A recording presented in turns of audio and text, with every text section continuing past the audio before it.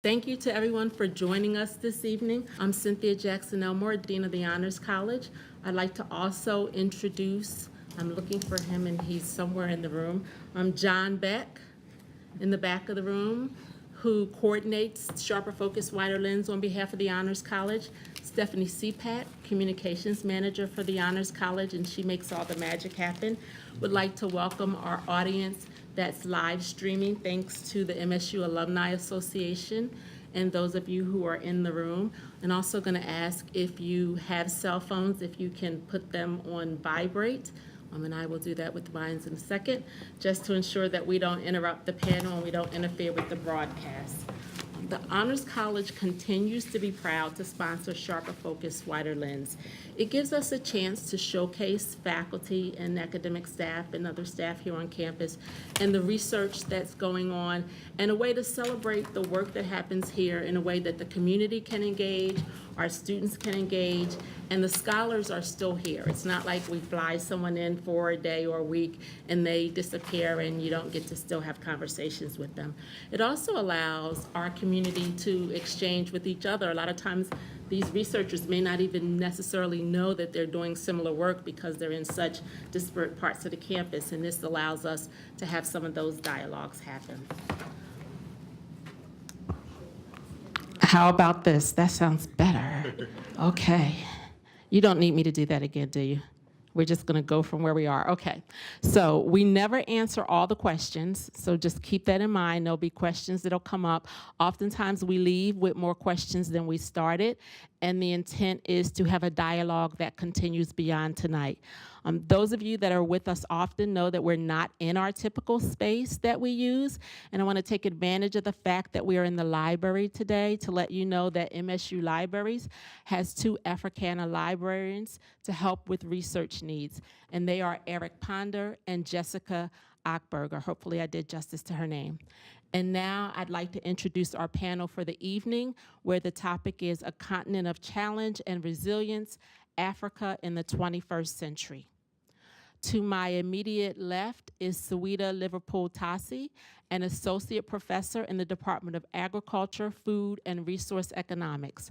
Her research focuses on emergent issues related to smallholder productivity and welfare within dynamic and transforming food markets in sub-Saharan Africa and alongside poorly functioning markets in the region. Her current research focuses on differential effects of policies and poverty reduction strategies on farmer behavior and welfare. In addition to evaluating the heterogeneous effect of poverty reduction strategies on rural household behavior and livelihood, she has a keen interest in understanding input use and input markets, as well as evaluating input policies. She earned her doctorate from the University of Illinois, Urbana-Champaign. Veronique Theriault is an assistant professor in the Department of Agriculture, Food, and Resource Economics. She is working with the Food Security Group on campus and on various in-country research and outreach projects, reducing poverty and increasing food and nutrition security through improved rural and agricultural development policy in West Africa form the core of Theriault's research agenda. Her recent research projects have focused on the gender and generation gap in technology adoption and the new market opportunities in the agri-food sector. She earned her doctorate from the University of Florida. In the center, Terrie Taylor is a University Distinguished Professor in the Department of Osteopathic Medical Specialties. Taylor's battle against malaria has been waged since 1986. An internationally recognized scientist and physician, Taylor spends 6 months of the year in Malawi conducting malaria research and treating mostly pediatric patients. The Blantyre Malaria Project, established by Taylor and Malcolm Molyneux, has carried out outstanding research and patient care in an area of cerebral malaria, a syndrome in which the brain is involved. She earned her doctorate in osteopathic medicine from the Chicago College of Osteopathic Medicine. To her immediate left is Leo Zulu, and associate professor in the Department of Geography, Environment, and Spatial Sciences. His research interests include political ecology, environment and development, community-based natural resources management in rural Africa, deforestation, food security, socio-spatial, temporal, and biophysical processes of land use and land cover change in Africa, and techniques that permit their examination. Zulu is an editor of the African Geographical Review, the official journal of the Africa Specialty Group of the Association of American Geographers. He earned his doctorate from the University of Illinois, Urbana-Champaign. And on the far end is Carolyn Logan, an associate professor in the Department of Political Science. She is also deputy director of Barometer, a collaborative survey research project that conducts public opinion research on the quality of democracy and governance in 20 African countries. Logan's research interests are democratization and political development in Africa, especially East Africa, the Horn, and Somaliland. She is particularly interested in the role of traditional leaders and institutions in democratization and in citizens versus subject attitudes among African publics. Logan lived and worked in Southern and Eastern Africa for nearly a decade before joining MSU. She earned her doctorate from Tufts University. And our panelists have been encouraged tonight to speak from their research and outreach foci and to not be concerned about whether they're making connections with one another. That will be my task after they're all done, and then we will open it up for presentations. They probably will have less time to talk than you would like for them to have. We do this because we want to ensure that there's opportunity for you, the participants, to engage in the session. So we will be keeping time. You might see us pass little sheets if we need to, but we also use the opportunity for dialogue to come back around to things they may not have had an opportunity to say. And with that, I am going to yield the floor.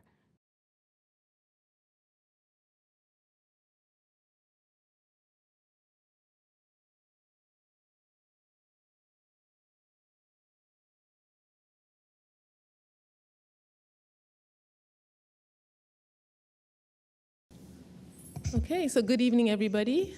It's really a pleasure to be here. What I'm going to try to do over the next 8 minutes is to share a couple of highlights from some of my ongoing research, but then also share a little bit about kind of how my colleagues and I have been engaging to conduct this research. And so I titled my presentation, Capacity Strengthening Through Collaborative Research on Food Systems Transformation in Nigeria.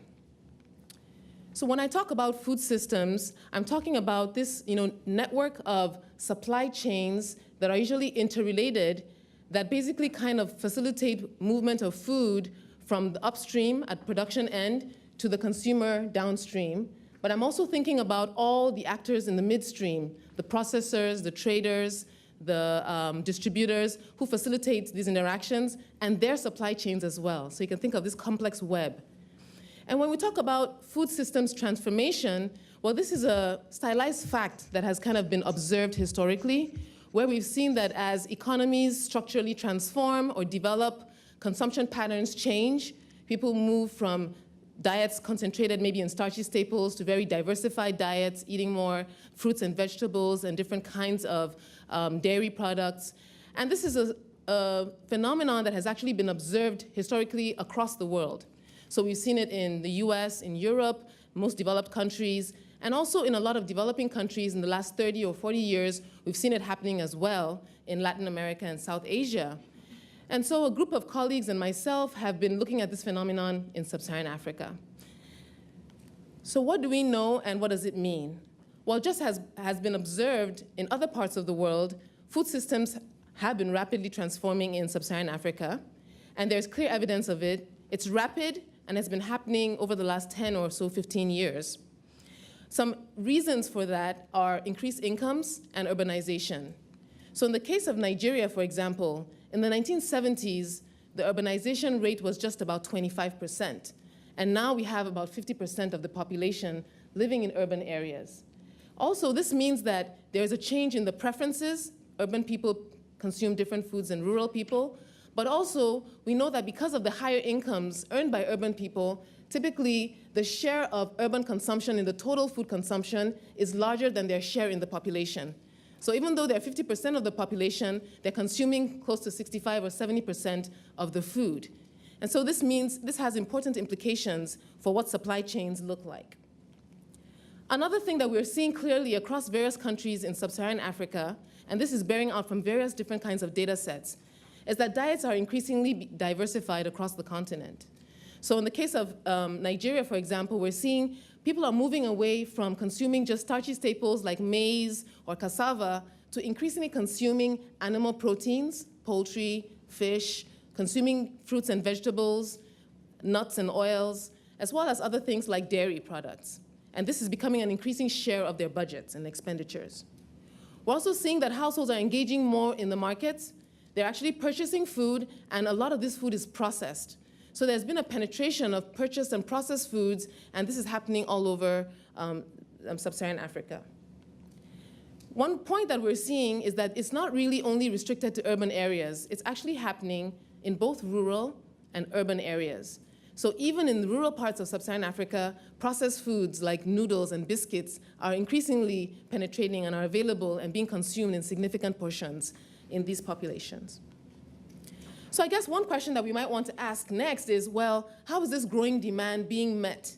Is it being met by imports? And indeed, in a lot of cases in the 1970s and 1980s, when you talk about the increased consumption of, for example, rice in West Africa, this was really largely driven by imports. But what is the current status in this current wave of food systems transformation? We're seeing increasingly evidence that there's actually a strong domestic supply response in many countries. And in Nigeria, it's very evident. In 2017, we did a retail inventory in 2 Nigerian cities. So we went to all different kinds of retail outlets and were basically conducting an inventory of the kinds of processed products that were available in those retail outlets. And what we found was that increasingly, for many different categories, there's a large share of what is available in those retail outlets that is domestically produced. So I want to spend a minute or two talking about what we've actually done, my colleagues and I. One of the value chains that we've looked at is in line with this idea of increased consumption of animal protein is the poultry and the maize value chain.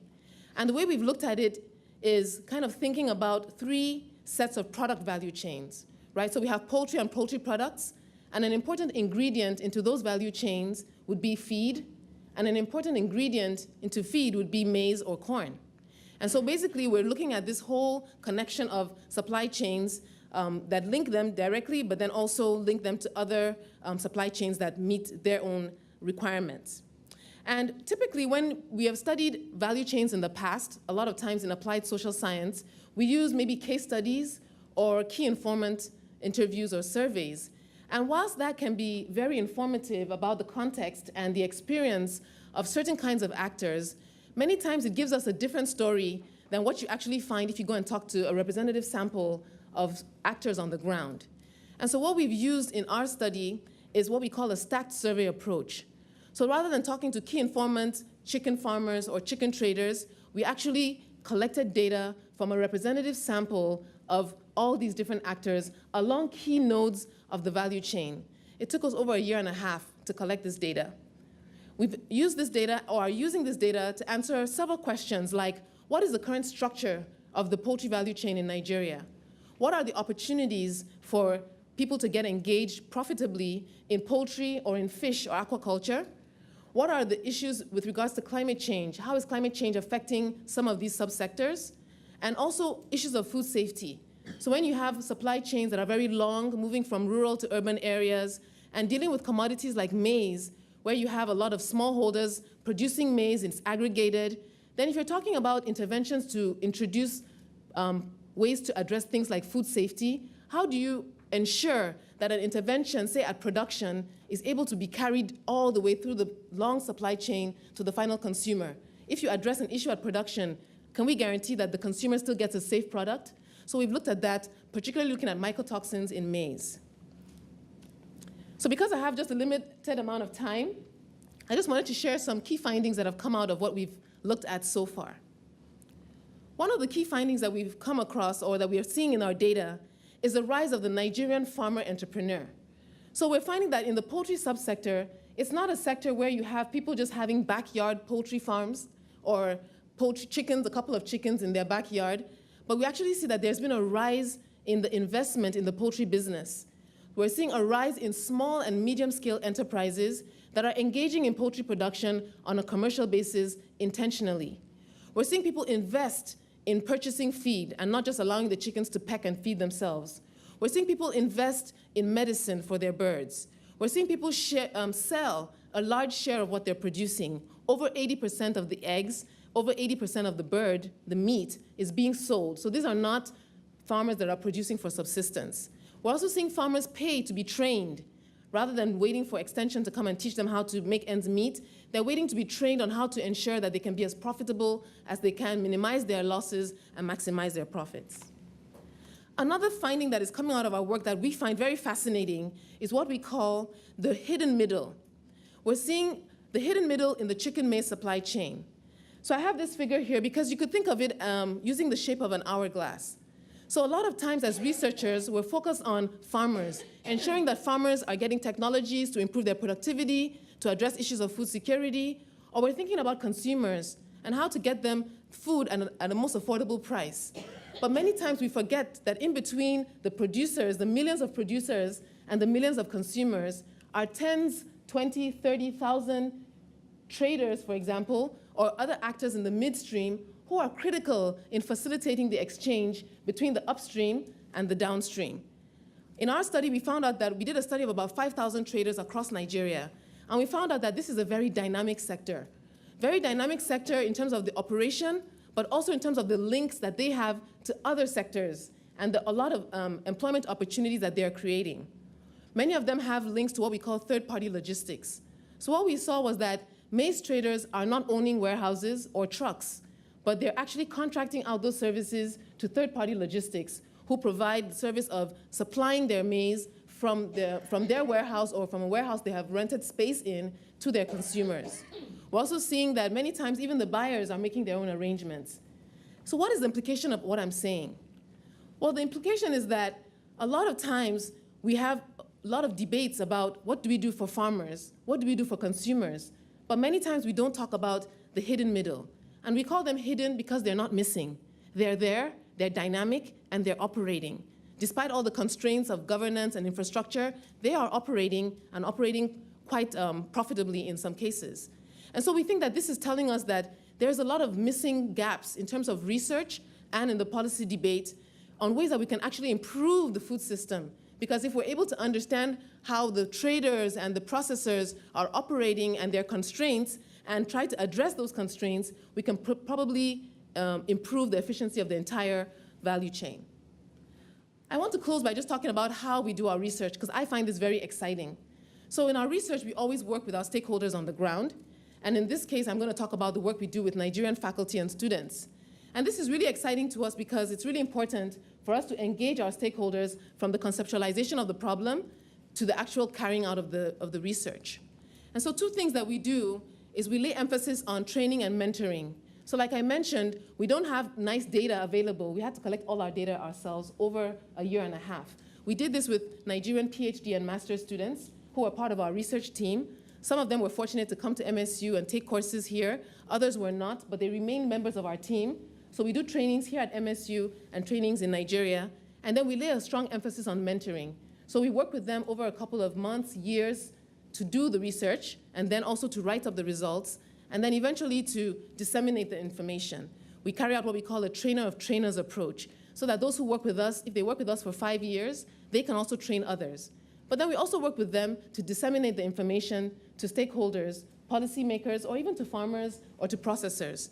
And at the end of the day, we have journal articles with them. They lead some of them, we lead some of them, and then we also support other kinds of documents like policy briefs and pamphlets. With that, I'll thank you, and I'll take questions.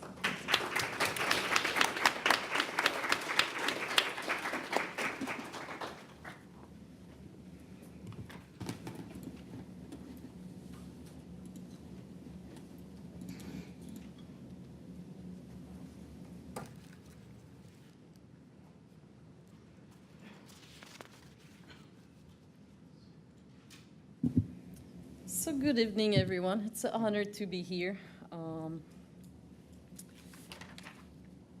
So I've been involved, or I'm running a project in Mali called the Mali Food Security Research Policy with other colleagues here at MSU, and this project is funded by USAID.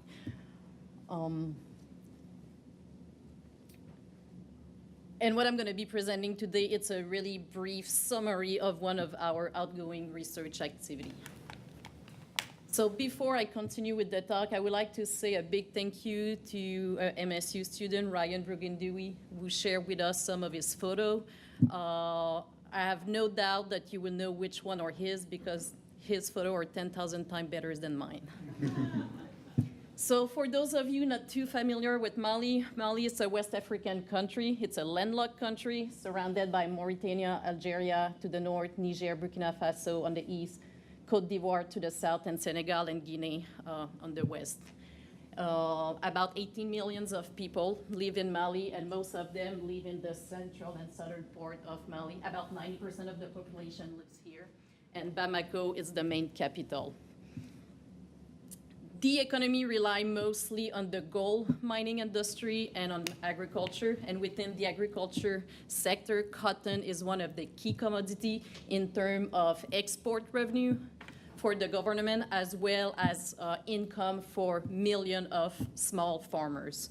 This is why in the past, or still now, people have referred to cotton as white gold in Mali.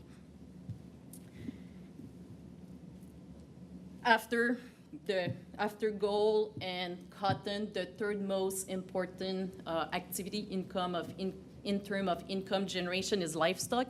Here, livestock include both meat and dairy. Dairy has been and continue to be extremely important in the fight against hunger and malnutrition. And this is especially true that a quarter of households in Mali suffer from moderate to severe malnutrition. So this is the question of this presentation on whether dairy has the potential to become the new white gold in Mali. So my talk followed the one by Dr. Liverpool-Tasie. So I'm going to be talking a little bit about the transformation in the agri-food system. Mali is like Nigeria. It's becoming more and more urbanized. Population is growing and income are also growing. About 40% of the population live in city. Income has been increasing by about 4.5% annually. And with that, we see changes in lifestyle as well as in diet, which has important implications for nutrition and health as well as employment opportunities, which is important in a country as Mali, which faces a lot of instability. So it's important to think about job creation for the younger population. So with this increasingly urbanized population and income growth, urban consumers are moving away from traditional food and looking for food that it's easy to prepare, ready to eat. So they're eating more out of the house. With income growth, we'll also see increase in food that are perishable and processed food. So we see a big increase in demand for dairy product. There's some study that have shown that with a 10% increase in income, demand for dairy product increased by even more than 10%. So there's a lot of potential in the dairy industry. So with that in mind, we decided to learn more about the dairy sector in Mali, and there was not a lot of study out there. So we went and visited 100 different retail outlets, and these range from the open-air market to the neighborhood grocery store to the more modern supermarket. And across those 100 different outlets, we found 5 different types of dairy products. And by type, here I have in mind like butter, sterilized milk, powdered milk, yogurt, cheese. And some of the findings are that there are significant differences across city, retail outlet, and neighborhood. So there are twice as many products available to consumers in the capital, Bamako, compared to the other urban cities. Also, low-income neighborhoods offer less product to their consumer. So consumers who live in a less wealthy neighborhood have more difficulty accessing yogurt and cheese, which might have important implication in terms of nutrition. And also, it's at the supermarket that we find the wider diversity of product, which makes sense because they have access to cold storage unit, and supermarket tend to seek or wants to attract the wealthier consumers.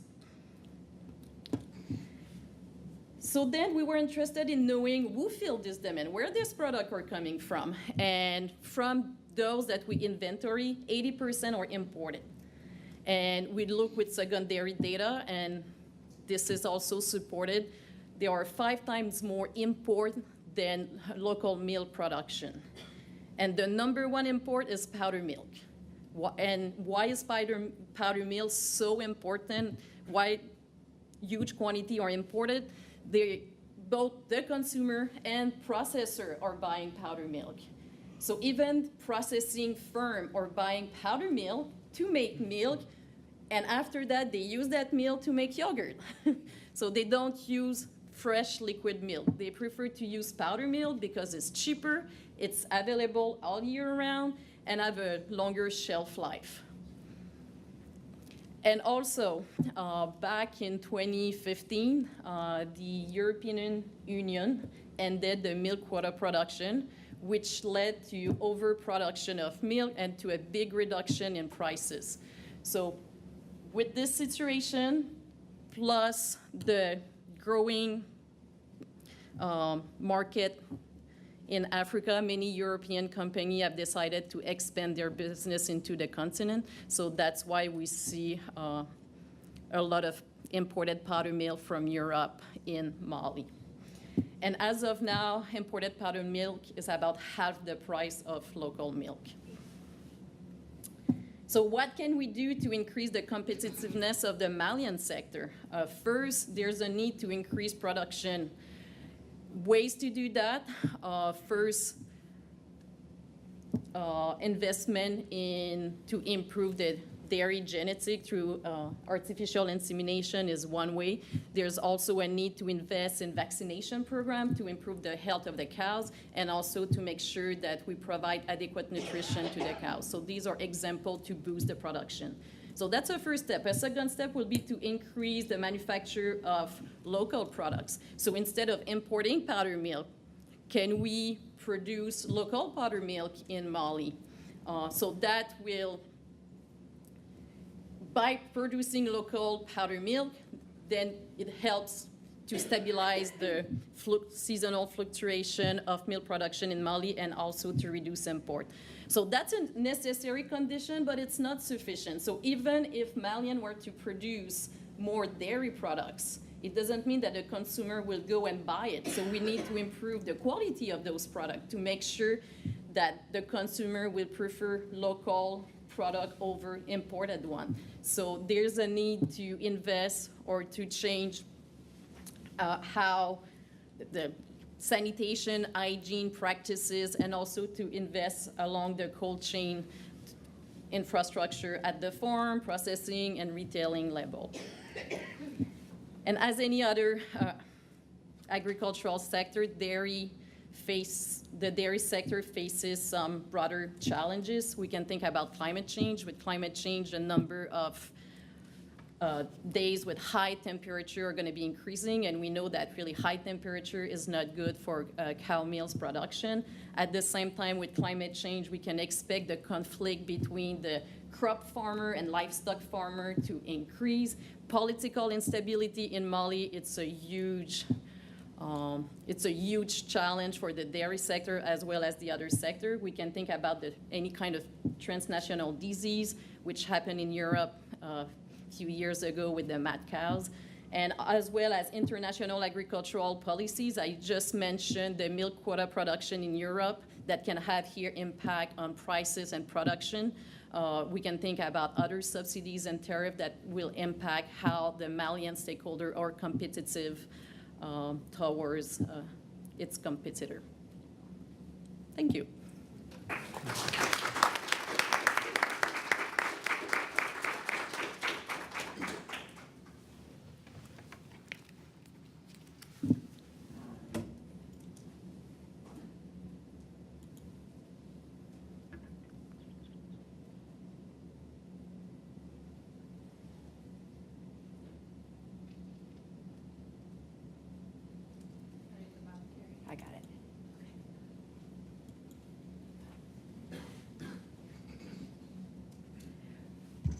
I'm Terrie Taylor. I'm very happy to be here. And we're going to move now to another landlocked country that sounds like Mali, but is in fact Malawi. I wanted to couch my talk a little bit differently and put it in the context of Michigan State's historic involvement on the continent, which started with the founding of Michigan State and has been punctuated by several big moments, including our divestiture from investments in South Africa, John Hanna's presence in Nigeria for the founding of that university. My entrance on the scene started in the early 80s when Michigan State had the first internationally funded, NIH-funded research project, and it was in the Sudan. There were 3 principal investigators, none of whom was a clinician, and they were struggling to enroll patients in their studies. And the very canny dean of the College of Osteopathic Medicine thought that he could kill 2 birds with 1 stone by providing this team with an eager clinician, me, and encouraging some faculty development. He really had a long-term plan in mind. And I said, no, I don't want to do this for my whole life, but I'll help out for a year. And now look what happened. After my year in Sudan, I came back to the US and did my formal training in internal medicine, and went off to the Liverpool School of Tropical Medicine to do that training. Before I left for Liverpool, I went back to the dean, Mike Megan, and I said, all right, I'm off to Liverpool. I'm going to put the finishing touches on my training. And he threw down the gauntlet and said, if you come back and you have a research project in a developing country that would be hospitable for our students, I will give you a job.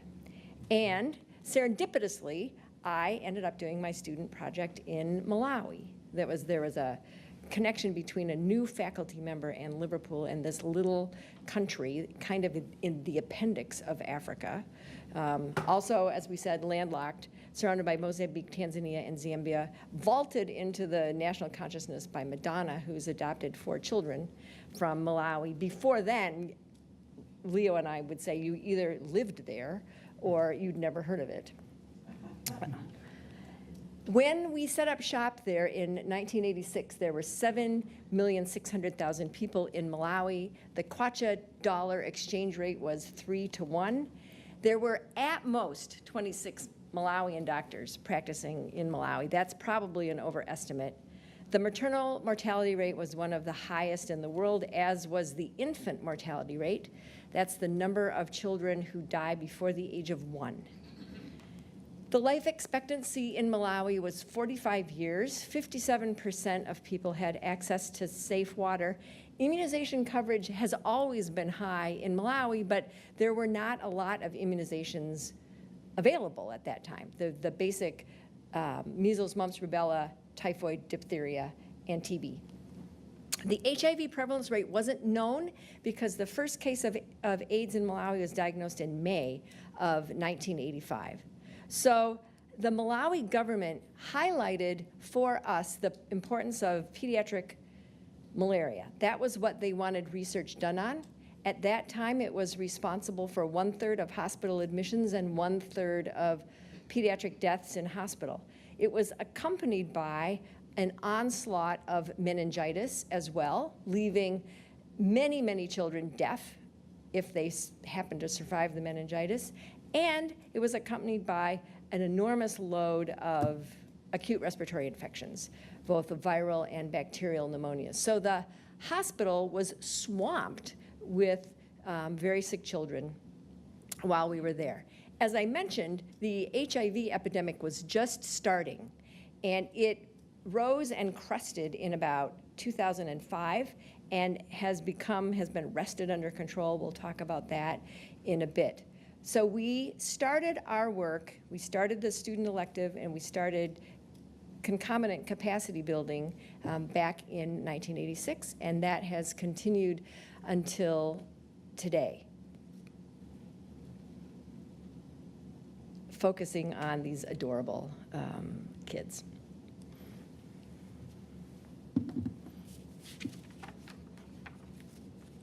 Since then, a lot has happened. The population of Malawi has moved from 7.5 million to 19,200,000. The kwacha has dropped in value, 798 kwacha to the dollar now. The number of Malawian doctors practicing in Malawi has increased significantly. The maternal mortality rate has dropped. The infant mortality rate has plummeted. Life expectancy has increased significantly. Access to safe water has also increased significantly.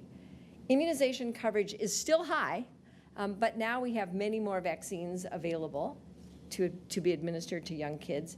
The HIV prevalence rate started at 0. The epidemic expanded and is now coming down, is now being brought into some semblance of control, although this is still very high in terms of worldwide prevalence of HIV.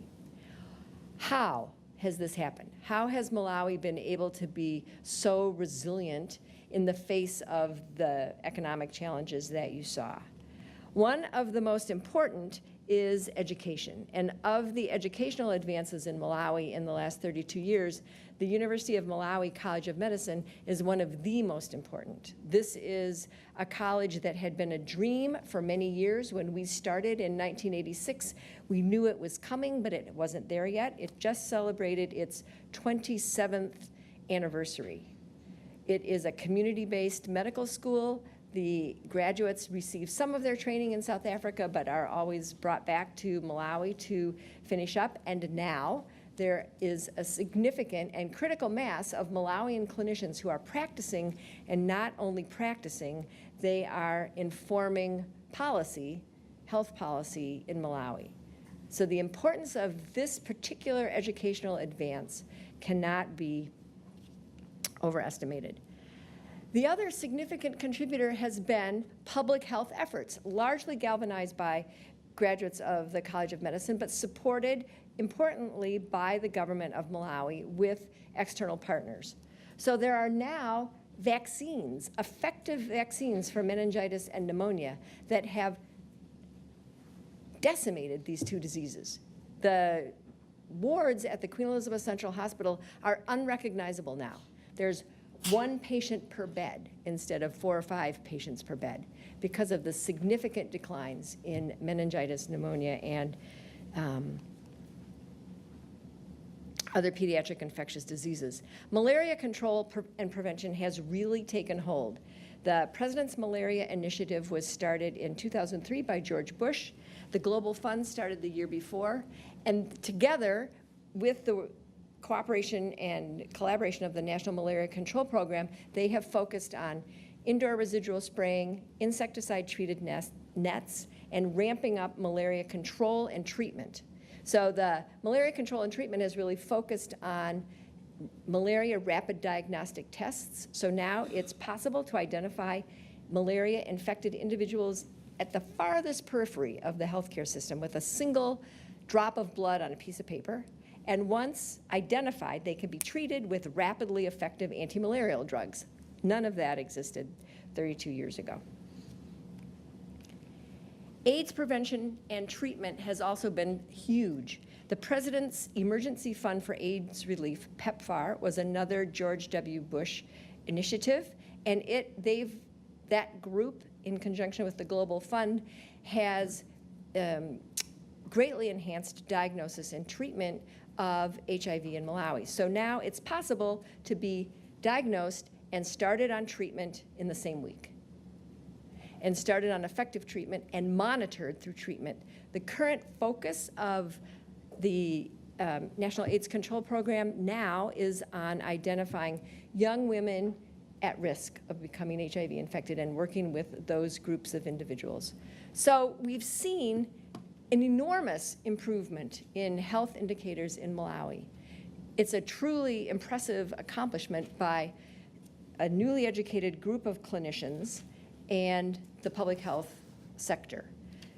The next major challenges will be prevention, early treatment, and rehabilitation of survivors of devastating diseases. This is where our focus will be shifting in the coming years. But the partnerships between Michigan State and our colleagues will continue to evolve as these challenges in health continue to evolve. And we are quite certain that with ongoing collaboration that we will continue to make progress. Go green.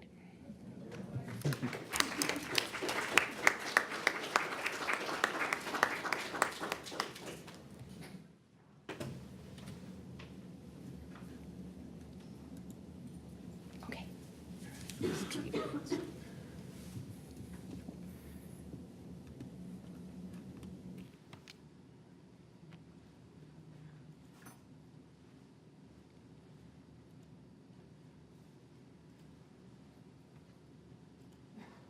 So I'm going to talk about energy. So Malawi, this tiny country, has kind of expanded here. I guess it's Malawi's revenge, right? Because Terrie talked about Malawi. I'm going to talk about Malawi, a tiny country, and it's 2 out of how many? Panel 5. So anyway, so I'm going to talk about energy in Africa. Energy is huge, and I can't even pretend that I can talk about it all here. But I'll just talk about the current status on the African continent. I'm taking a regional approach. And then I'll talk about some of the challenges and then some of the opportunities. I think the same as health, there are lots of opportunities on the African continent on the energy front. And then finally, I'm going to talk about a small project that we were doing in Malawi, again, so funded by the USAID here, protecting forests and restoring ecosystems in Malawi. So there's Department of Forestry here, and there's myself. And that we helped to develop a national charcoal strategy for Malawi, looking at energy in a very holistic manner. So, so some statistics looking at energy, it's very central to development, and quite a few of Africa's underdevelopment problems are linked to insufficient energy and reliable energy and limited access to energy on the African continent.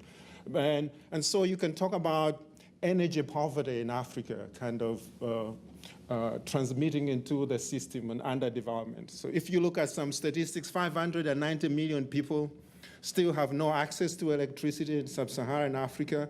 Instead of decreasing, this number will actually increase to 600 million by 2030, which most of them in rural areas. And then you have 78% of the population in sub-Saharan Africa dependent on solid biomass fuels, firewood, charcoal. And that's a big challenge as well. Instead of decreasing, that number is going to increase as well as we are moving to 2030. Cooking fuel, the household sector consumes most of the energy that's produced, 70% of the energy that's produced. Although demand for energy is growing fast, Africa still has a very tiny proportion of the total demand for energy, just 4.5%. So if you wanted to summarize the situation of energy in Africa, then you can really talk about resourceful, but not powerful. Lots of resources, but mostly underdeveloped. So just some maps. Of course, I'm in the geography department. Electricity generation, just to have a sense of compared to Africa and other parts of the world. So an average African consumes 8 times less than a European citizen in terms of energy. And then you can compare with other regions of the world in terms of total capacity. But on the positive side, you have Africa producing a higher percentage of renewable energy sources. So they have an opportunity to kind of leapfrog in terms of technology as we move forward. Just some statistics here in terms of electricity generation, the mix. Again, the big thing is the movement here from dependence on fossil fuels and coal and a little bit of electricity. And we're shifting a lot more into renewable energies by 2030. So again, a big opportunity there for the African continent.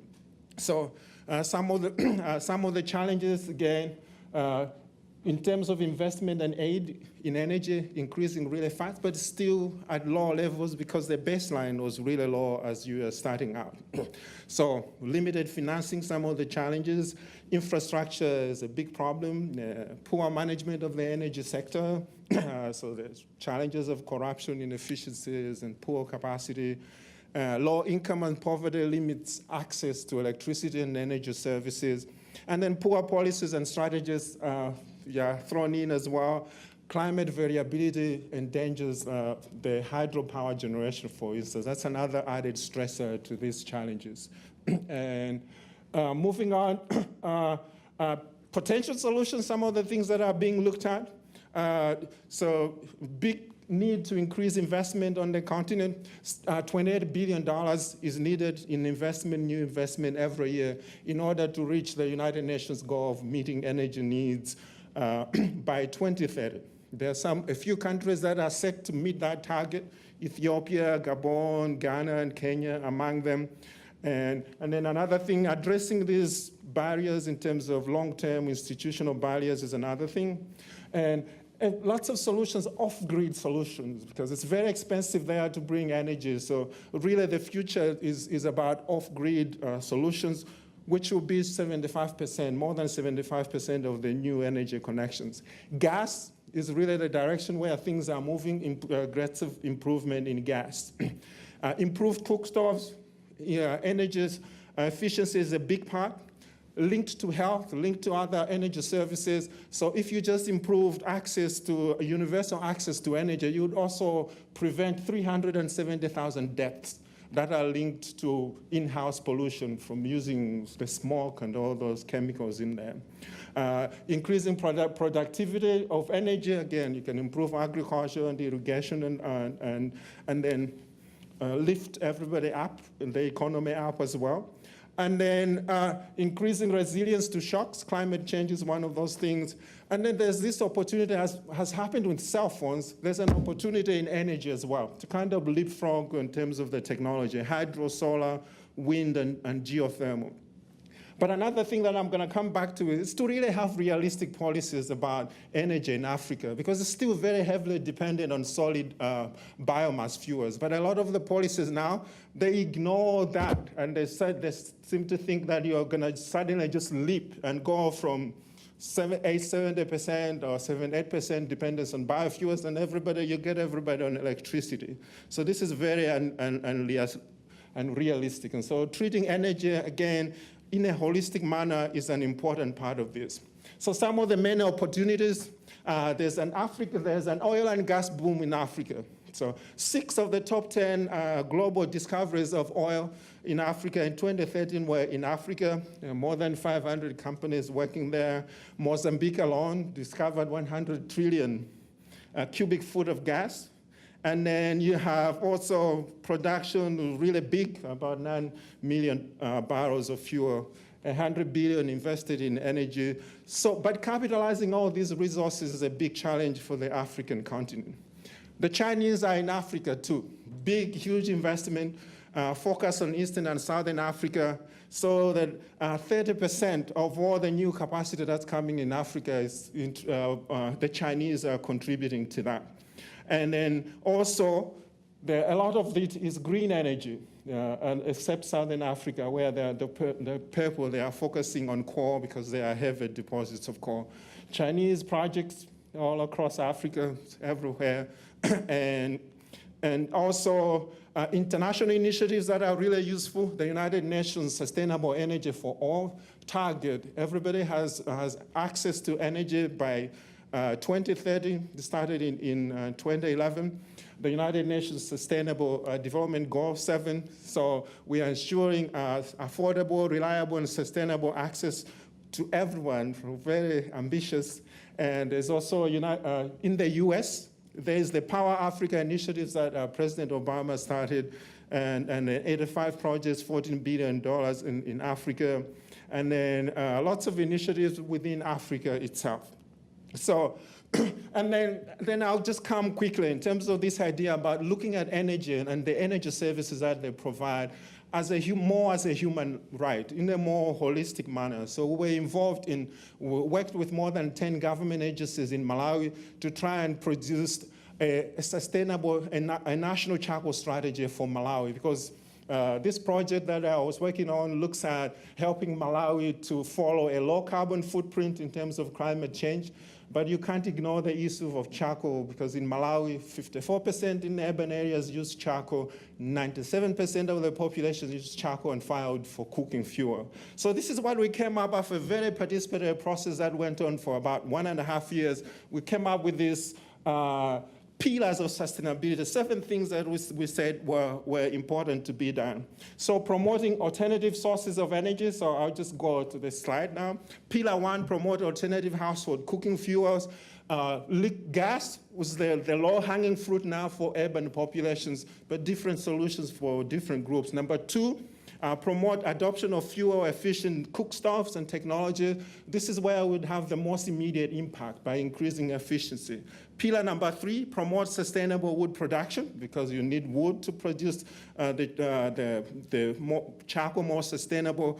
And then making charcoal production legal so that then businesses can come in. There's a challenge in a lot of African countries that will just ban it, but everybody depends on it, and it's kind of counterproductive. Pillar number 5, regulate sustainable charcoal production. And number 6, enhancing livelihoods. There are lots of livelihoods that are linked to charcoal production.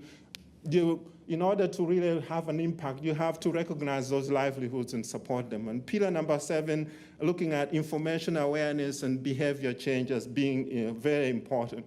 And there are lots of cross-cutting issues as well, gender promotion of the private sector. So just some images here. This was the national charcoal strategy that we produced. It was launched last year, so 2017 to 2027, more efficient kiln technologies for producing charcoal, opportunities for biogas. Now you can produce it for households and small households. Solar, this is an irrigation scheme, and solar, and I'll stop here, but these are lots of the opportunities that are there. Just Uganda, very large solar, really huge leap into solar. This is one of the largest solar farms in Uganda, producing a lot of energy, and wind as well in Africa. I'll stop here, thank you.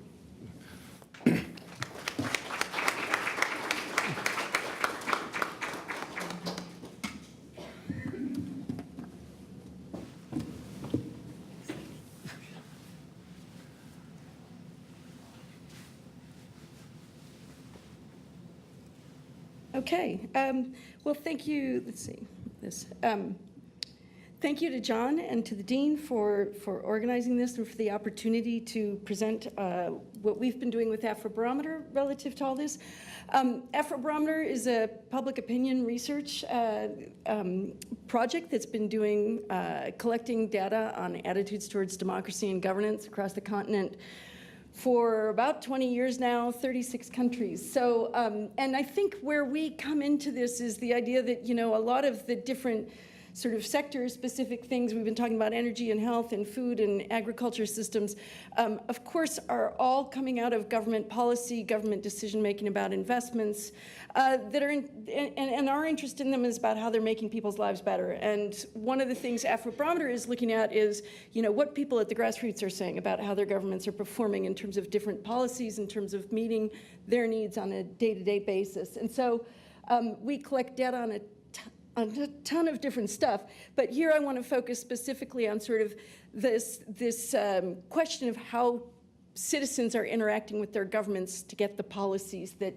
they need and want to make their lives better on a daily basis. So as I've just said, Afrobarometer is a Pan-African public opinion research project. Our focus is democracy and governance writ large, but we ask all kinds of other stuff about the economy, civil society, climate change, migration, all kinds of energy use, health, water supply. You'll get a taste of some of the stuff we ask about today. We've had, since the beginning, 3 core objectives. One was to produce scientifically reliable data on public opinion in Africa that is high-quality data. We've also had a mission throughout to raise the capacity on the continent to collect that data and analyze it. And then we also, it was definitely started by a bunch of academics, but we've definitely had a bit of an activist agenda in the sense that we want this data to be part of the public policy debate on the continent and the political debate. So getting it out into the public domain has been a big issue. with the fundamental goal of giving voice to the public in policymaking. Methodology, I'm just going to say really quick because it's so important to what we do. It's really critical that if you're going to collect data on public opinion, that it be good quality, reliable data, or it's meaningless. And there's a lot of meaningless polling being done, especially political polling. Our methodologies on more than one occasion have been described as the gold standard in Africa, something we're pretty proud of, and a lot of other people are using our methods as well. We use nationally representative samples. We do face-to-face interviews in local languages. We use a standard questionnaire in each round of surveys so that you can make comparisons across countries. And we have sample sizes of 1,200 or 2,400 so that you can get findings with a plus or minus 2 to 3% margin of error. We just completed our 7th round of surveys, in fact, just about 2 weeks ago, so maybe not even that, so we're breathing a big sigh of happiness and relief. We've done up to 36 countries in a round. We are in almost all of these countries now, although the ability to do certain countries comes and goes. We were not able to go to Algeria and Egypt and Burundi in the most recent round, but this gives you an idea of all the countries. We've been gradually expanding from 12 countries back in the first round in 1999 to 34, 35, 36 in the last 3 rounds. And Malawi's in there, so Malawi's still up there.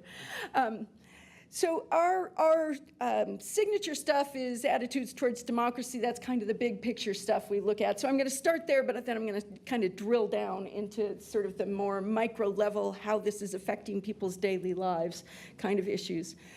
First, just broadly, attitudes towards democracy. There's been, since 1990, huge political openings on the continent, a lot of advances democratically across the continent.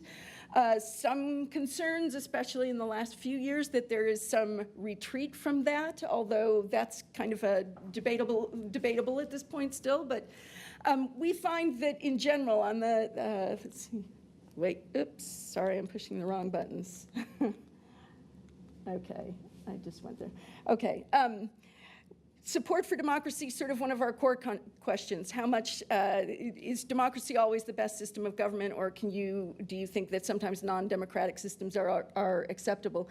And you can see here, 69%. It's very solid, it actually compares quite well with the rest of the world, higher than many other global regions that support democracy. On the other hand, satisfaction with democracy, we ask people how satisfied they are with how democracy is working in their country. Now, we're in countries that are at a whole wide range of levels of democracy, so we could talk more about how to interpret some of that. But you can see about 42% say they're satisfied. So there's a pretty big gap between the level of support and the level of satisfaction, 52% dissatisfied. So still a lot that people are expecting from democracy and not getting. And just broadly, one of the things, of course, that people think of most when they think about democracy is that it is about elections. And of course, that is one important piece of it. And we ask all kinds of questions about elections, whether people feel secure, whether they feel their vote is secret, whether they trust the Electoral Commission, whether they're involved in campaigning, all kinds of different things. But this is one sort of high-level indicator that actually is a pretty positive indicator. 63% say that their last national election was completely or mostly free and fair. So, you've got countries as high as up above 80% that are saying that. So, overall, a pretty good indicator of, that aspect of democracy. But I just want to leave, but you do see some countries down here, and Malawi being one of them, where the last election was not regarded as very credible. But anyway, that's kind of, the elections is what people focus on a lot when we talk about democracy. But I want to take it to the next level, because one of the things we think about democracy is that, of course, it's not just what's happening at the macro level, but it's what's happening in all these millions of daily interactions people have, how they're treated when they go to get an identity document, whether they can get the education they need for their kids, whether the government's investing in things that make their lives better. So when we want to look at kind of how people are interacting with the government, we want to look much more at those local level, day-to-day things that affect them. And in this case, I've specifically focused on the health sector, although we've got similar things on education and on how they interact with the police and various things. But just a couple of quick indicators on the health services. We asked some questions, a number of questions about access to healthcare services. You can see here, this is how often in the past year people had to go without medical care for some reason. The average across the continent is still 47%. So I think Terrie did a great job of presenting, there's been fantastic progress in so many areas, and yet there's still a really long way to go. 47% that never went without health care, and 53% that did at least once, and many of them, large numbers that went without health care many times or always, and you can break that down by country. We also then have a lot of questions we ask about the quality of healthcare services. So is it easier, once you interact with the healthcare system, is it easier or difficult to get services? Do you have a short or long wait? Did you have to pay a bribe? You can see that while nearly 60% said it was easy and that they didn't have to wait long, you had quite large numbers still, around 40%, saying they had either a long wait or never got service, that they had a difficult time getting service, and 12% paying a bribe. So you obviously have a thing that a sector that is critical to people's daily lives, where there's still what people need from that system is not meeting what they want from that system is not meeting what they need. And that's where we get into this question of what are people doing about it? How do they see themselves? We've talked about people being voters versus being citizens. So in a democracy, people have very much embraced across Africa the opportunity to vote. We have at least 2/3 saying that they voted. People believe very strongly in the right to vote and having political competition. But the question then is, do they go beyond that to being citizens in the long periods that happen between elections? Do they make demands on their government? Do they have expectations? So this is just a question that we've asked about people. We ask people, there's oftentimes if people see something going on that the government's doing that they're not happy with, there's different kinds of actions that people can take. In the last year, have you taken any of these actions? You can see we've got about 22% said that they joined with others to raise an issue. People contacted government, contacted media, even about 10% that attended a demonstration or protest march, and even about 6% who refused to pay taxes. In total, we had about 36%, so a pretty high number, saying that they took at least one action in the last year.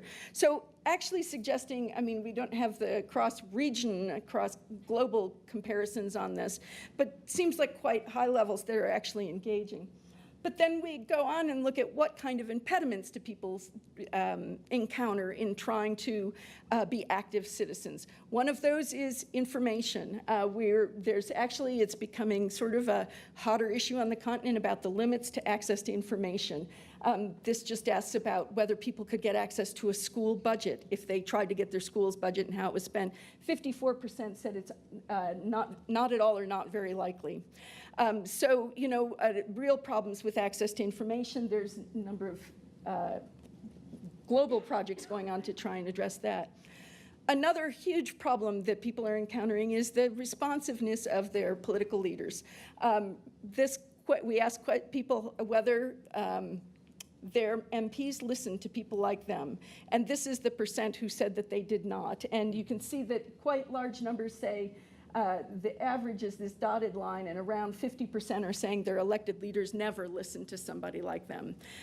Over time, some changes going on. Malawi, I picked out Malawi because of the people in here. Malawi actually at quite high levels, 60% saying that their elected leaders never listen to people like them. Finally, another constraint on people's ability to make demands on their government, get what they want, is the fear of what the consequences might be if they go to local leaders and complain about corruption, for example. So we partner with Transparency International on some questions about corruption. We asked about whether they would face any risk of retaliation or retribution if they made complaints to their local government about corruption. And you can see here, about 2/3 say that they would expect to face consequences if they made those kinds of complaints. So that's just kind of a quick overview. I'm going to leave that to just say that we see that the democracy dividend's been slow to materialize in terms of payoffs, in terms of what people see in their daily services and their access to to what they need to make their lives better.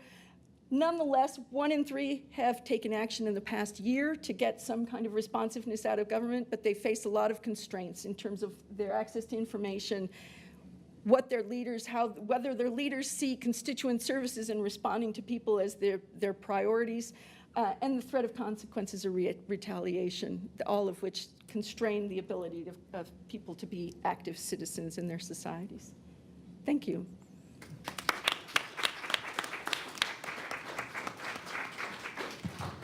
Thank you to our panelists. Can we give them another round of applause?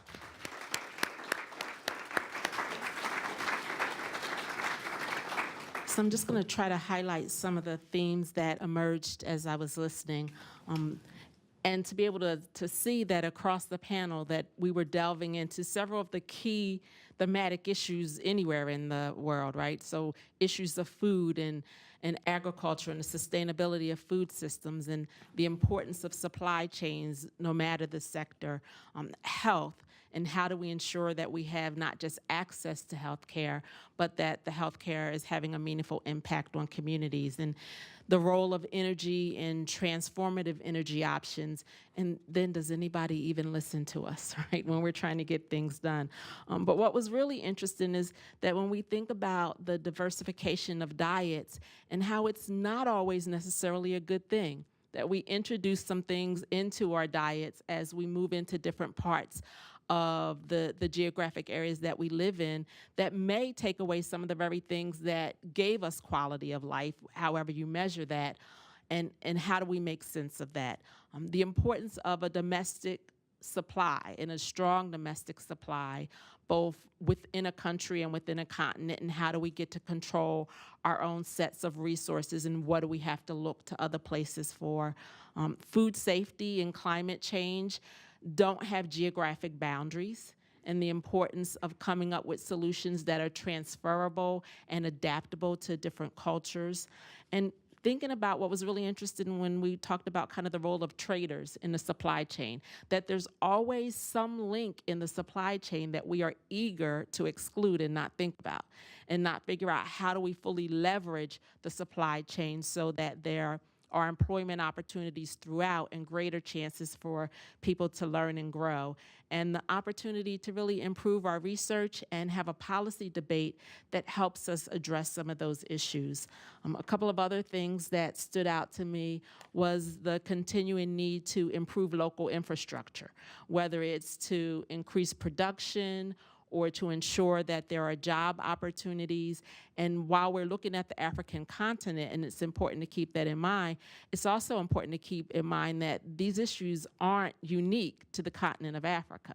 And so understanding that climate change and political instability and international agriculture policy impacts the lives on the ground. And so a lot of times these decisions are made, maybe not considering how they're going to play out in different countries and in different cultures. It's important to understand that sustained, long-term, sincere engagement in a country or in a continent is where we're going to leverage the biggest impact and have the most credibility. So we had 2 examples where there's been over 20 to 30 years of engagement, and it's that long-term engagement that allows us to see patterns, but also allows us to be viable partners in those communities that we engage in, and to witness those changes and see that, you know, it doesn't always take an outsider, however you define an outsider, to get to a new level of what's an appropriate lifestyle for a community. It was really interesting to see how the investment in the education system in Malawi made a difference. You know, and the importance of investing in education in all of the countries. And I know in South Africa, there's a big push to really help people from other countries in Africa think about how do they come to South Africa and study and then go back to their home country, and how do we encourage more of that, and just the enormous improvements that we see in time when there is an investment in education. And then also what was interesting about the lack of access to electricity and how more and more people move to an urban area, and it just changes the demand on electricity. And so you may create more access for yourself by changing where you are in geography, but you also change the nature of what is then needed in that community. One of the things that struck me was that Leo talked about how Africa is producing a higher percentage of renewable energy. And I was left with the question of how can the continent leverage this to their advantage? And how can the return on investment stay in continent? And ensure that it's not another example of a precious resource that then gets commodified and taken essentially away from the continent. You know, how do we work with those in country to ensure that their resource is their resource and they get the proceeds of that resource being developed? Another thing that stood out was really thinking about what's the role of government policy in making people's lives better, and how do citizens interact? How do we give voice in the policy process? And the importance of public opinion, not just gathering it, but making sure it's accessible and that it is used, and seeing, you know, across the countries, while there were variations, there were still very similar threads that you could track back to any country in continent or off continent, and certainly any democracy, in terms of, you know, what is it that we say a democracy should be and what are we getting from it? Bless you. It was interesting to think about how there's a mismatch in what is expected of democracy in Africa and what people feel they're getting, and the disconnect between what people need and want in services and what they receive, and the importance of information and being an engaged citizen. I mean, literally, if we hadn't had the moniker of, you know, Africa, and we hadn't laid out the countries, you could say we're having the same conversation about the United States in 2018. And I think it's important to make that comparison to help people think about the fact that the African continent has so much to offer to us in terms of learning about how do we solve our own issues and how do we work across continents to solve what are intractable problems no matter where you find yourself residing, and the importance of really being able to have not just policymakers listen to the citizenry, but to have us listen to each other and to become our own activists to make things happen. And so I want to thank the panel for those exciting themes that you brought out and for the nature of the research that you're doing and the in-country practice work that you're doing. We always allow, you know, a minute or two if there are things that you heard from each other that you want to comment on, and then we want to make sure that we quickly turn to the audience, and John Beck will facilitate any audience questions. But were there any comments that you had for each other or observations?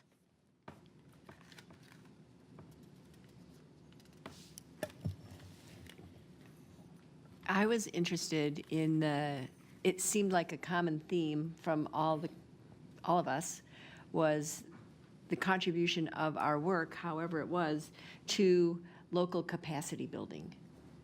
And I think that is a hallmark of Michigan State's engagement on the African continent. And I think it's another aspect that is greatly buoyed by a long-term presence in a place. And I think it's not anything that we're compensated for doing, but I think we all do it. We all make an effort to do it in the context of the work that we're doing. And I think it's important, and I think it's very much appreciated.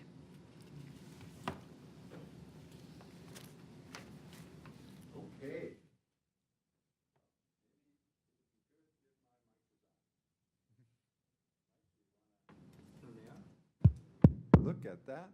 Okay, so the floor is open. If you have a question or a comment, I always have a couple in my back pocket, but I'd love to hear from you first. I'm walking backwards all the way to the back of the room.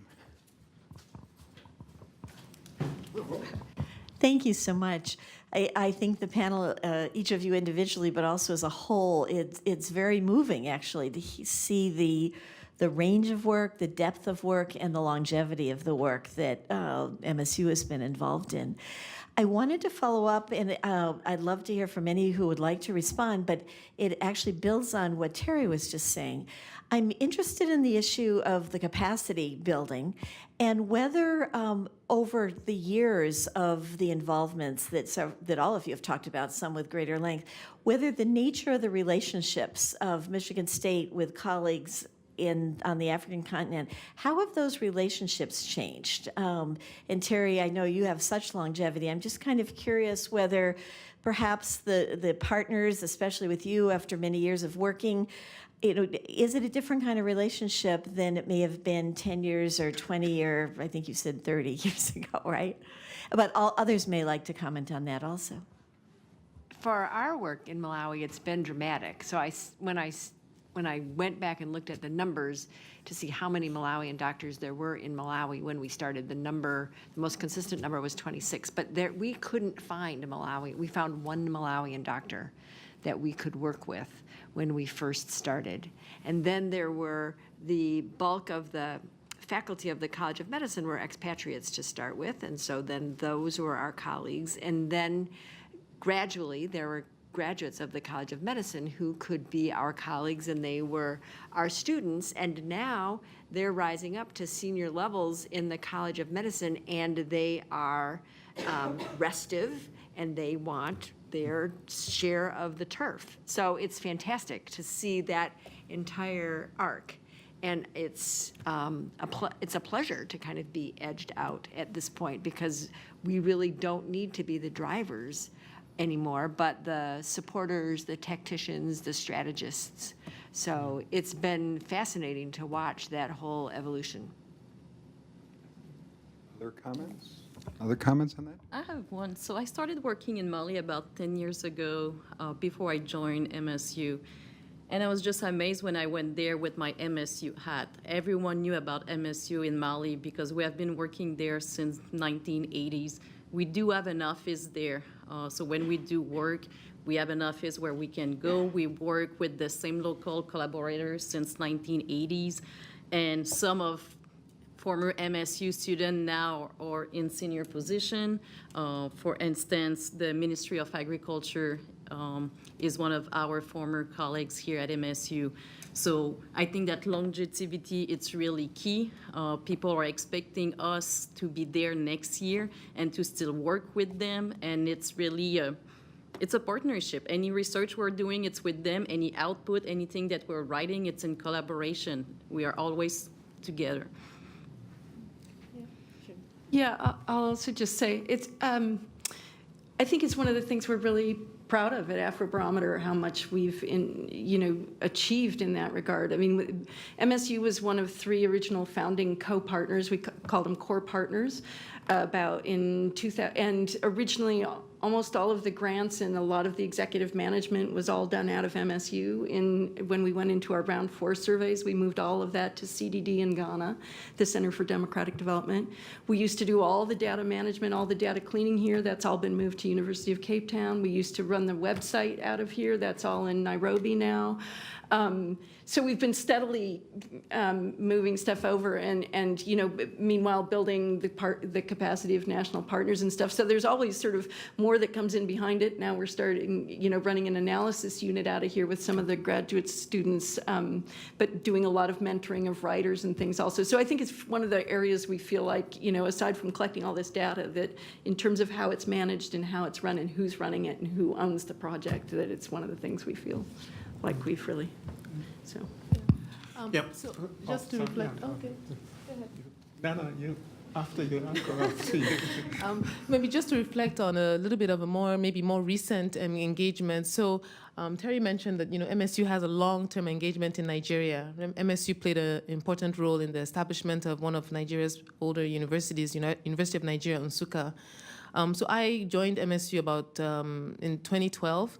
And when I came, there wasn't as much activity going on anymore in Nigeria as had been, particularly at least in our department. But I think that just along the lines of what Terrie was saying, we've been working with several universities over the last 6 or so years, 5 to 6 years, through different projects funded by the Gates Foundation, funded by USAID. And we've been working consistently with faculty and students at those institutions. And what we're seeing is that already we're at the point where we're beginning to have a cohort of partners who are not able to actually carry on and do some of the things that we are doing. And so we're actually working with them. It doesn't have to always be us from MSU going to do a training, but we actually have growing number of partners on the ground who can actually do it. And that was why one of the things I mentioned in terms of the students that we work with. So if you work with them through the whole research process, many times they don't have resources to actually collect data in the way that we have collected it, but so they may not have known the actual process. But when you work there, they know, and you have a team of 20 or 30 across different universities, then they can all go back and they can at least share that idea with others. And then when the funding is available, they have the tools and how to do it. And when we work with them to collect it, they have the data that can be the data for master's thesis, PhD thesis. So I think that we are excited because I'm imagining that in 20 years, we will tell the same story of how the capacity strengthening that is going on now and the cohort of young scholars that we are working with in Nigeria will become the future leaders, policymakers, and supporters to government by themselves. Yeah, thank you. Yeah, I'll just echo that as well. So there's like Terrie's team, in Malawi, for instance, and it's not, we go beyond. It's like even institutional building in the university, building their capacity to administer grants so we can collaborate with them better and working with colleagues. And I think the biggest thing is the level of trust has increased. And now increasingly we have a core of faculty that are more interested on the scholarship and the productivity, and the partnership is better. And for us too, there are lots of benefits. It really cuts down the transaction costs of doing collaborative international research. And I can give an example of, in Malawi, for instance, I belong to a group where we are looking at natural resources and agriculture and focus. So we're collaborating with other parts of the University of Malawi, and Terrie was collaborating with the university, the College of Medicine. But at some point we thought, oh, they're in Malawi doing the medical side, and we're in Malawi doing the biophysical side. Why don't we kind of cross paths and also collaborate amongst ourselves? So, and then we did a project, an NIH project, and we were able to pull off a project in 1 week. Practically just 1 week. You know how difficult it is, and you have full access. You could call the vice chancellor of the university there, and on the phone, we need this letter, and they'll send it to you. And so it works both ways, and I think we've invested a lot in creating equal partnerships. In some cases, we would forgo our per diems and take a lower per diem so everybody's getting the same amount there. It doesn't look like our relationships are unequal, but after a while, the trust has gone up, and it really is beneficial both ways. So, questions? I've got one right here. Thank you very much for all the brilliant presentations. This is insightful. I think I appreciate the most the fact that in all the presentations we see lots of progress. From the livelihoods of farmers to health issues to political engagement, sustainability issues. My question will go maybe directly to Leo.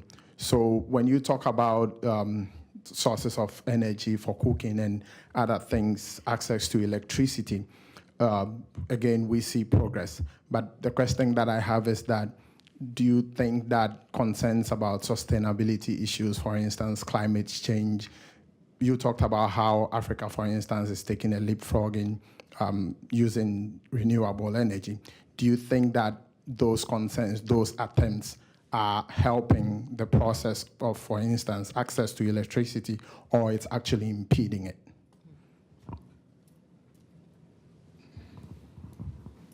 Okay, so that's a tricky question. And so like the project we were looking at, we're trying to get Malawi to follow a low carbon footprint development pathway.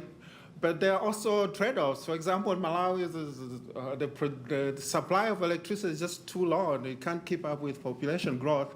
And now, the Chinese want to put up a coal plant. So that was one thing we struggled with in the strategy. So should we be promoting core technology and now, or should we be promoting just renewable energy? But Malawi would need would need the energy, and if there's a coal plant coming, why not? And then the West and other countries, they develop on coal, so why should these other countries be penalized? So there are those, and then there's also the challenge of climate change as a stress and our drought. Now you have lots of dams, hydro dams, the water level coming down, and then not having enough supply because of challenges and from the environment as well. But I think in the longer term, I think it's going to be more beneficial for Africa because it's going to be more sustainable, more balanced kind of development through these energy sources, especially the underdeveloped energy sources. Solar power, especially off-grid supply of solar power, is a little micro generating stations, and somebody adds to the grid maybe 1 megawatt here, 2 megawatts. That's really the direction. And even wind in some of the coastal areas. And southern and eastern Africa, there's quite a significant potential for geothermal energy production as well. So I think in the longer term, that's where it's going to go. But in the more immediate term, natural gas is really where you can have the more immediate. But the good thing about natural gas is it's cleaner than, coal and So it's kind of a transitional fuel, especially in urban areas. Let me just, if I can, just pick up on this and just challenge all of you in a way. One thing that's really tough is the fact that much of Africa continues to move into urban centers. And so what you're really laying out, Leo, is that the leapfrogging, the actual decentralization of power allows rural centers to actually have the possibility of thriving. I think some of the agricultural work that we heard about as well allows the possibility of actually doing import substitution in such a way that dairy farmers can actually build greater possibility on the ground within rural settings. I mean, I think it sounds very exciting to me that we have the possibility of a different vision rather than the entire countryside emptying into the cities and leaving behind only those that cannot really come along. And I guess I'm seeing a number of people nodding their heads. Comments on the rural versus urban divide in Africa? And this has political dimensions as well, I'm sure, Carolyn, right? Anyone want to take that?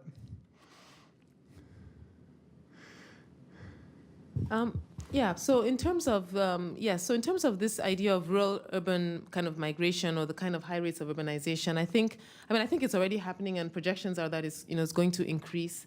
But I do agree that there is a lot of opportunity and scope for activities in rural areas and also in small, medium towns, and not necessarily people having to move all the way to urban areas. And so there are actually studies that have been done across Africa and even in other parts of the developing world that have shown that actually sometimes if people move to secondary cities, it's actually easier for you to get a job than if you move to the urban area. So in the urban area, the probability of getting a job might be lower, but then if you actually get the job, then you're kind of better off.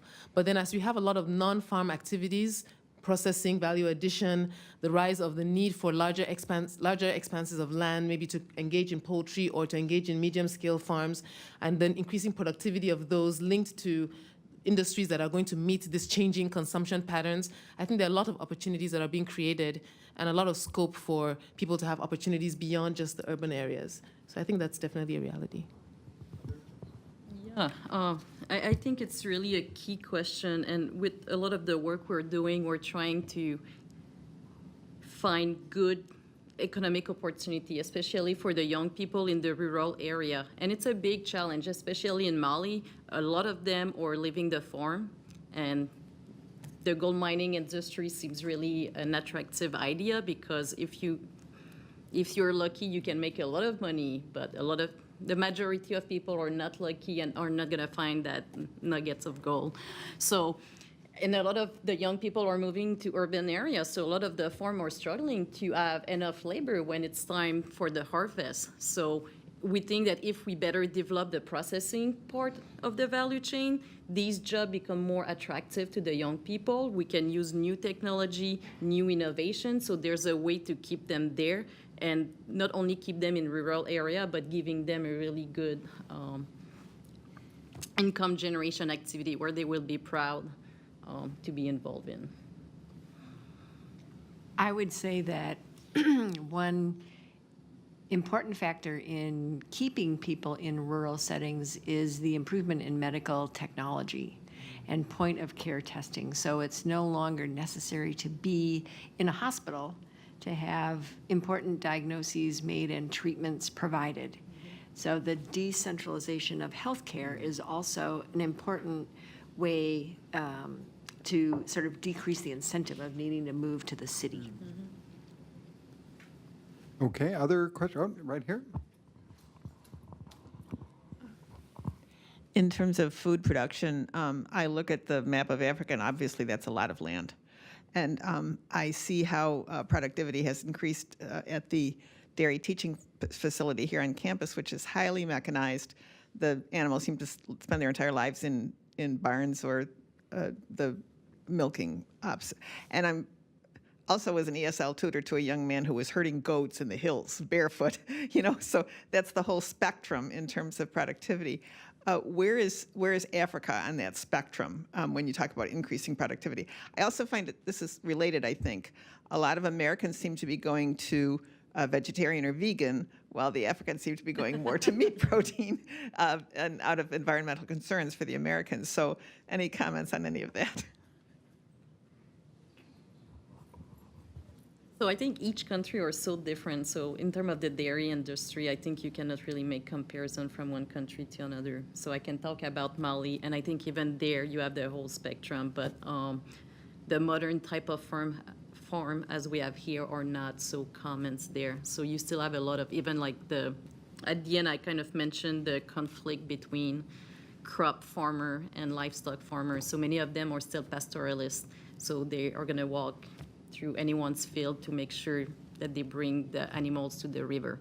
So that's on one extreme, and you have some that are more organized, that they can keep them in a fence gate area. And most of the dairy industry now is in the peri-urban area. So they are closer to the consumer, so they are more organized than if you go in rural area where milk is mostly for home consumption. So they are not as sophisticated and modern technology as those in the peri-urban area. What about chickens? Sure. So I think that just in the case, as she mentioned, in Nigeria even, and I think this is also the case in many other countries, you do have this coexistence of kind of traditional, maybe kind of more transitional, and then modern. Right? So you could think of it in poultry, is not to say that there are no backyard. There are some backyard, but there's also this rising medium and large-scale farms.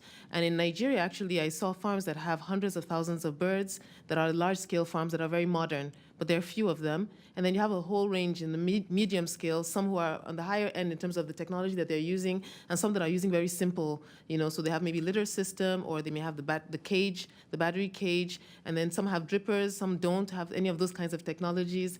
So I think that even just in the poultry subsector, you do see a diversity. You do have the coexistence of more traditional, and then you have also some existence of the modern.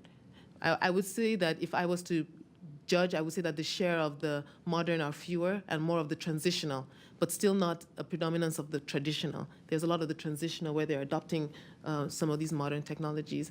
And I think that this also carries over to crop farming. So even in the crop farming, you have farmers who are getting 1-2 tons per hectare of maize, and those who are getting 4 or 5 tons as well. I was just in Nigeria 2 weeks ago, and I was talking with a cassava farmer, and average cassava farmers in Nigeria are getting about, maybe 14 tons, 10 tons, and she is getting 50 tons per hectare. And she's basically connected to high-quality cassava flour processing industry.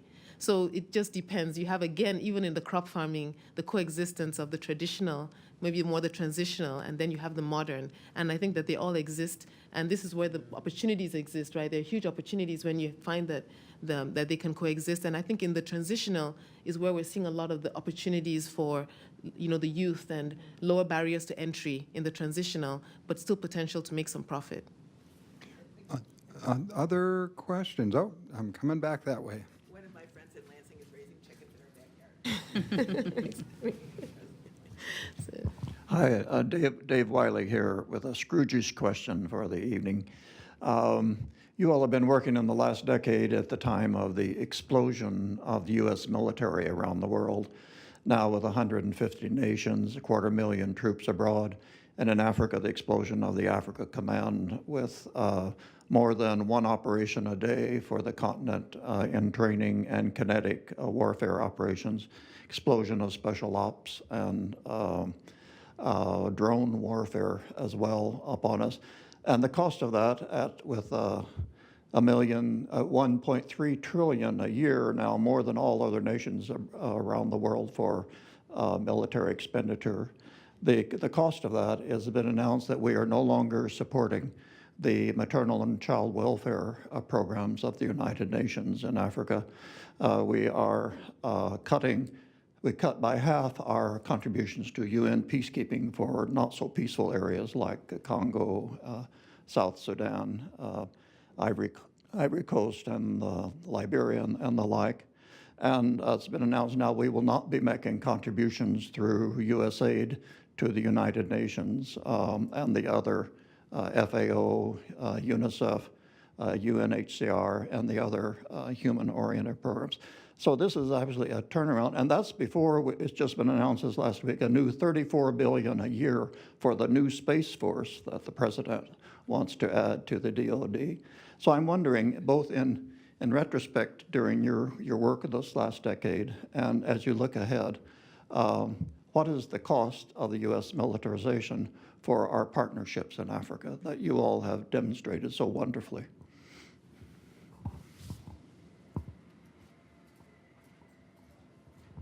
Anyone want to take that one on?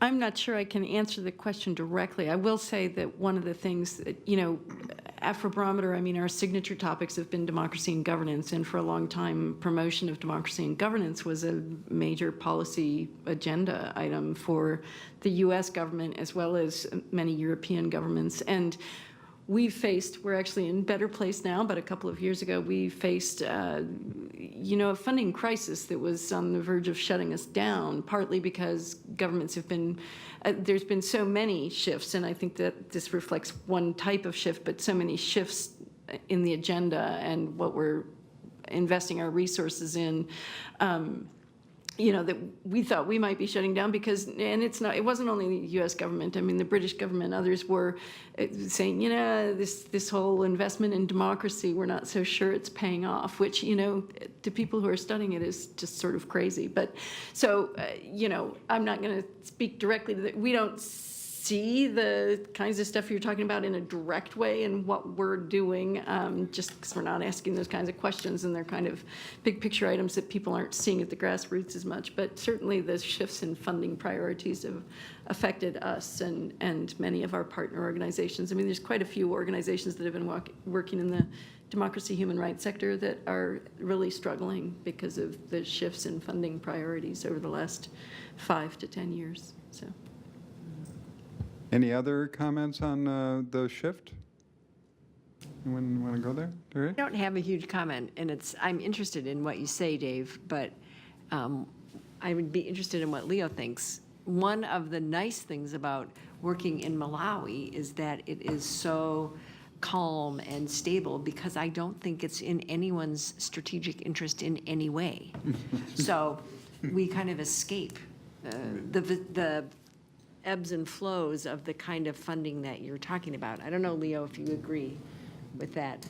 Yeah, I would. And yeah, but if Malawi is affected, then it's just looking at the broader funding levels when you're looking at it globally, whether, maybe they are focusing their funding more on humanitarian activities and the military and shifting funds away from other regular times, traditional types of assistance. But I think this will be fairly specific to particular countries, especially in areas that there's quite a bit of conflict. We don't really feel any of it. A lot of the involvement of the Malawi military is when they go to the UN to do peacekeeping work. That's a lot of their engagement. And just one quick comment, and then I'm going to ask for one last question, and we'll kind of begin to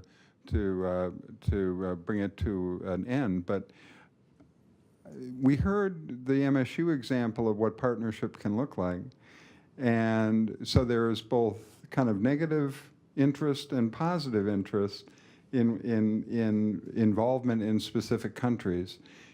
Correct me if I'm wrong, but one problem with price supports for European milk is it automatically undercuts Malian production if there's, in effect, milk dumping that goes on. The same thing is true of other kinds of supported exports into Africa. Automatically begins to destroy the possibility, because of lower prices, of what goes on. In South Africa, where many of us work, when apartheid came down and the barriers to trade came down, 250,000 textile workers lost their jobs in a period of a couple of years just because of cheaper imports coming in. And you can't tell people on a very limited income that they cannot buy cheaper goods because they're from elsewhere. So, I mean, I think that we've heard tonight kind of what the best of cooperation and maybe the best of international involvement can look like. And then there's the on whose interest is international involvement. And I think we've heard very positively that we can be partners in a different way than trying to put $1 in, making sure we get $5 back, right, as the old phrase goes. So any last comment or question from the audience before we turn it back over to Cynthia? Okay, back to you, Cynthia. Thank you, John. And I also want to make sure that I say thank you to the familiar faces in the room. We have a set of people that stay with us no matter what the topic is, and I always love seeing you. And to thank the new faces and hope that you will join us for additional sessions. Want to put a shout out. I know that you have little posters on your seats, but everyone may not be aware that October 22nd at 7 p.m. we'll be back in our usual location, the MSU Union Ballroom, to discuss doubting science and technology. So please do save the date. Also, new this year, we are being intentional about at least one of the sessions being moderated by someone else in the Honors College to give additional exposure. And so that October session is being moderated by Dr. Lee June, and I want to thank him for doing that. We think it's important to also share additional faces and spaces so that people can see that this is important to the entirety of the Honors College. And again, I want to thank everyone for coming out tonight. Our panelists will be here for a bit, so if you have additional questions, do feel free to come up and talk with them, and we look forward to seeing you at the next date. Thank you.